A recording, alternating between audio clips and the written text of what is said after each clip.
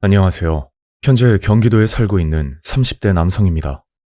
이 일은 제가 대학교를 갓 졸업하고 나서 겪은 충격적인 일이었고, 벌써 8년이나 지났지만 그분들은 어떻게 지내고 있을지 너무 궁금하면서 한편으로는 걱정이 많이 되곤 합니다. 이야기의 시작은 제가 대학교를 졸업하고 나서 한참 취업을 준비하고 있을 때였습니다. 그 당시 군대를 전역하자마자 학교 복학을 했었고, 나름대로 성적도 괜찮은 편이었지만 제가 바라던 기준치가 높았던 탓인지 마음처럼 취업이 쉽지 않았었죠. 그렇게 1년간 시간을 낭비하고 나니 계속 이렇게 살면 안 되겠다는 생각이 문득 들더라고요. 그래서 경력이라도 쌓아보자는 생각으로 경기도 평택에 위치하는 소규모 회사에 취업을 하게 되었습니다. 이 회사는 자동차 브레이크에 들어가는 부속품들을 조립하는 게 주 업무였는데 말 그대로 정말 단순 반복적인 일이라고 볼 수 있었죠. 거기다 관리자를 포함한 직원들 수가 총 20명이 안 되는 작은 규모의 회사였는데 인원이 적다 보니 가족 같은 분위기를 느낄 수 있을 거라는 생각을 하고 일을 시작하게 되었습니다. 제가 첫 출근을 했던 날은 사장님을 만나고 난 뒤 그리고 공장장님과 1대1 면담을 하게 되었는데 지금 생각하면 정말 황당한 질문들이지만 그때는 제가 사회 초년생이었고 또 처음 그런 자리를 가졌던 거라 정상적인 사리분별을 하지 못했던 것으로 보입니다.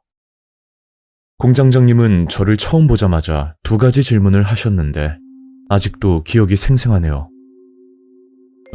김민수 씨, 혹시 전과 기록은 없죠? 네. 지금까지 살면서 사고 친 적은 없습니다. 그럼 학교 다닐 때 싸움은 좀 했나? 네? 그게 제가 폭력은 싫어해서요.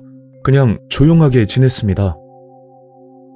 이런 대화들을 나눴는데 제가 그 당시 들었던 생각은 인원이 적은 소규모 회사라 직원들끼리 마찰이 없도록 하는 차원에서 물어본 거라 생각을 했었습니다. 그리고 제가 워낙 긴장을 하고 있었기 때문에 분위기 전환도 할 겸 공장장님이 농담을 하시나 보다 그냥 단순하게 판단을 내렸죠. 그렇게 면담은 끝이 났고 저는 공장장님과 함께 작업장으로 들어가 제가 맡은 업무에 대해 설명을 듣고 있었습니다. 대략 10분 정도 알려주더니 공장장님은 작업장을 나갔고 저는 혼자서 일을 하고 있었죠. 첫날이라 긴장한 상태로 일을 하고 있다가 문득 주변을 살펴봤는데 제가 서 있는 왼편에 직원 한 분이 보이더라고요.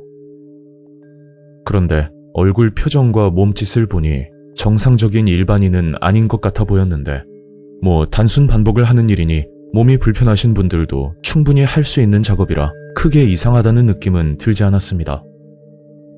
하지만 일을 하면 할수록 뭔가 찜찜한 기분이 들었는데 그게 마치 홀린 사람들처럼 쉬지 않고 일을 하는 모습 때문이었죠. 이 회사는 12시부터 1시까지가 점심시간이었는데 글쎄 직원들이 밥을 먹고 나서 쉬지도 않고 다시 작업을 하고 있더라고요. 그걸 보고 저도 덩달아 일을 할 수밖에 없었고 그날은 유독 바빠서 그런가 보다 라고 생각을 했었습니다. 그렇게 퇴근 시간까지 쉬지 않고 일을 했고 그날 업무는 5시 정각에 끝이 났었죠. 저는 퇴근 준비를 하면서 같이 일하는 직원들과 친해지려는 마음에 먼저 다가가 인사를 드렸는데 인사를 받아주기는커녕 저와 눈도 마주치지 않더라고요. 그 당시 기분은 썩 좋지 않았지만 제가 좀 더 노력해보기로 하고 그 길로 집으로 향했습니다.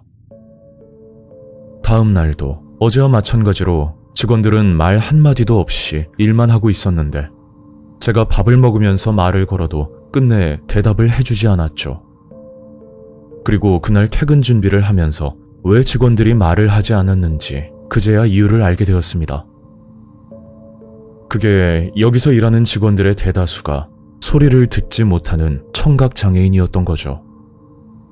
나중에 알고 보니 청각은 물론 신체적으로 몸이 불편하신 분들도 계셨고 아무리 단순 반복 일이지만 여기서 일을 한다는 것 자체가 정말 대단하다고 느껴졌죠.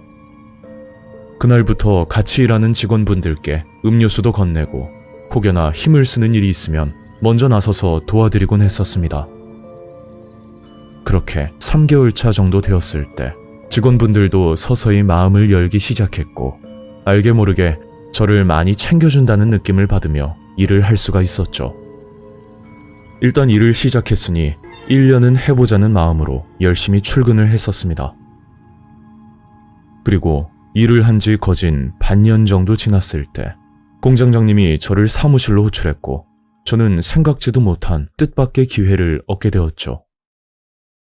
그건 작업반장이란 직책을 맡아달라는 이야기였는데 지금까지는 작업반장이란 자리가 비워져 있어 공장장님이 직접 모든 업무를 처리했지만 앞으로는 제게 업무를 맡기고 싶다는 그런 말이었습니다.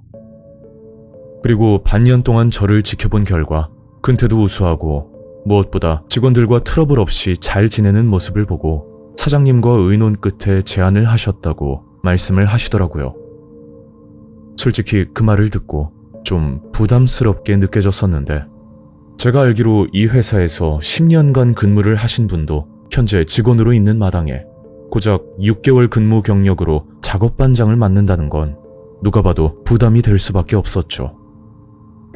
그렇다고 이 회사에서 뼈를 묻기로 한 것도 아니고 길어봤자 1년만 하려고 들어왔는데 갑작스럽게 그런 제안을 받으니 쉽게 대답을 하지 못하겠더라고요. 뭘 그렇게 고민해? 자네도 알다시피 우리 직원들이 몸이 불편하잖아. 옆에서 직원들 잘 도와주고 지금 하는 것처럼만 하면 돼. 결국 공장장님의 제안을 받아들였고 그 덕에 급여도 조금 올랐지만 그만큼 살펴야 할 일도 많아졌습니다.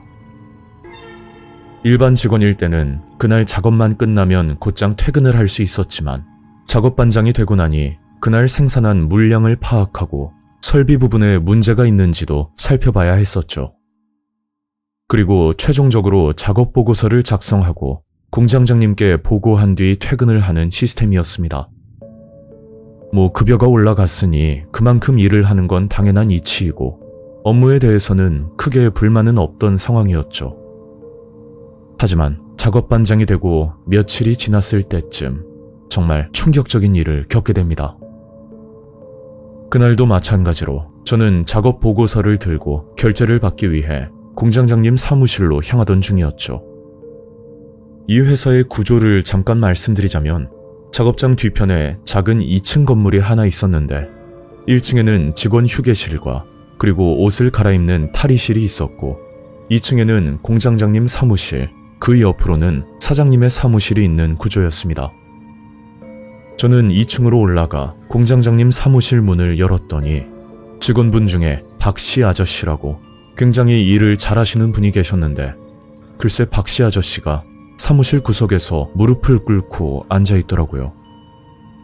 보통 작업은 오후 5시에 종료가 되고 대부분의 직원들은 6시 전에 퇴근을 하는 게 일상이었는데 제가 공장장님 사무실로 들어갔을 때는 거진 7시가 다 되어가고 있었으니까 그 시간에 박씨 아저씨가 회사에 남아있는 게 너무 의아한 상황이었습니다. 그리고 정상적으로 대화를 나누는 게 아니라 박씨 아저씨가 무릎을 꿇고 앉아있는 것부터 비정상적이라고 느껴지더군요. 사람이 당황하면 넋이 나간다는 말이 있잖아요. 저는 그 모습을 보고 충격을 받아 표정 관리가 안 되었는데 그 순간 진짜 소름 끼쳤던 건 공장장님은 별것 아니라는 듯이 웃으면서 말을 하는 겁니다. 아니, 뭘 그리 놀래? 박 씨가 하도 말을 안 들어서 훈계를 좀 하고 있었거든. 어이 박 씨, 오늘은 그만 돌아가고 내일부터 지켜볼 테니까 똑바로 해. 박 씨 아저씨는 소리를 못 듣는 분이라 계속 무릎을 꿇고 계셨고 저는 얼른 박 씨 아저씨를 일으켜 그만 돌아가시라고 부축을 해줬죠. 문 밖을 나가면서까지 박 씨 아저씨는 눈치를 살피는 모습이었는데 아니 도대체 무슨 잘못을 했다고 이렇게까지 하는지 도무지 이해를 할 수가 없었습니다. 그리고 그 모습을 목격한 뒤부터 공장장님은 비밀을 공유한 일원이라도 되는 것 마냥 저를 더 편하게 대하기 시작했는데 시간이 지나면 지날수록 출근하는 게 점점 두려워질 정도였죠. 한날은 공장장님이 저를 불러 생산 물량이 왜 이렇게 부족하냐며 화를 낸 적이 있었는데 그날따라 직원 중 한 분이 몸이 안 좋아서 비교적 쉬운 업무를 배정시켜줬던 적이 있었습니다. 사람이 아프다고 하는데 저로서는 최선의 조치를 취했다고 생각했고 저는 공장장님께 솔직히 말씀드렸죠. 그러니까 정말 어이없는 지시를 내리더라고요. 그게 작업자가 물량을 못 채운다거나 만약 지시에 따르지 않으면 그 자리에서 폭력을 쓰라는 말을 하는 겁니다. 아니, 세상에 조선시대 노예도 아니고 상식적으로 말이 안 되는 건데 공장장님은 폭력을 써서라도 그날 작업 물량을 맞추라는 말을 계속 하더군요. 저는 그 말을 듣고 나와 도저히 이건 사람이 할 짓이 아니라고 생각했고 어떻게든 이 만행을 누군가에게 알려야겠다고 생각을 했었습니다. 그 당시 제가 참 생각이 짧았던 게 이 회사에서 공장장이란 사람이 제일 큰 문제란 생각이 들었고 이 사실을 회사 사장님께 말씀드리면 모든 게 해결이 될 거라는 안일한 생각을 가지고 있었죠. 그래서 일단 사장님 사무실로 찾아가 이런 폭행 지시가 있었다고 조심스럽게 말을 했더니 사장님의 대답은 제 예상과 다르게 너무나 충격적이었습니다. 자네가 아직 사회생활을 많이 안 해봐서 잘 모르나 본데 내가 일할 쪽에는 이런 것보다 더한 것도 참으면서 일했어. 그리고 요즘 취업하기가 얼마나 힘든 줄 아나? 배부른 소리 그만하고 더 이상 할 말 없으니까 돌아가세요. 저는 그 말을 듣고 말 못할 배신감까지 느끼면서 이 회사를 그만둬야겠다는 생각까지 들더군요. 그때는 그렇게 알려야 된다는 막연한 생각만 하고 증거를 모은다거나 그런 생각들은 미처 하지 못했었죠. 결국 아무런 증거도 없는 상태에서 저는 경찰에 신고를 했고 그 결과는 제가 일방적으로 오해를 했다는 그런 어처구니 없는 상황으로 끝이 나버렸습니다.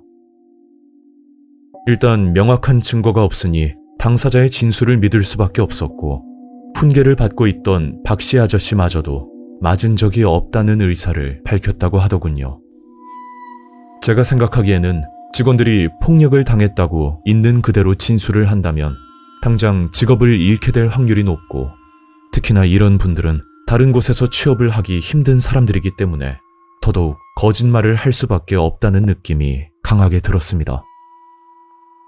지금 생각하면 어린 나이에 감정을 주체하지 못하고 너무 섣부르게 모든 걸 털어놓았다는 사실이 아직까지 후회가 되네요. 그리고 8년이 지난 지금 사연을 보내면서 그 회사를 검색해보니 회사 이름도 바뀌고 대표 이름도 다르게 나오는 걸 보면 아마도 구속이 되었을 거라 생각이 드는데 또 지역 신문이나 언론에서 이런 사건이 보도된 적이 없다 보니 이 악마들이 어떻게 되었는지는 알 길이 없습니다. 그런데 만약 제가 증거를 수집해서 신고를 했더라면 과연 그분들이 행복했을까요? 본인들은 생계를 위해 일을 하고 있는데 만약 제 신고로 인해서 회사가 문을 닫게 되면 그게 그분들에게 도움을 주는 일이 맞는 건지 이런 생각이 들게 하는 요즘 현실이 참 씁쓸하기만 합니다. 현재 저는 직장 생활을 하면서 평범하게 지내고 있고 그때 같이 일했던 분들도 분명 잘 지내고 계실 거라 믿고 있습니다. 오늘 이야기는 여기까지입니다. 구독과 좋아요 잊지 않으셨죠? 다음 영상으로 또 뵐게요. 감사합니다.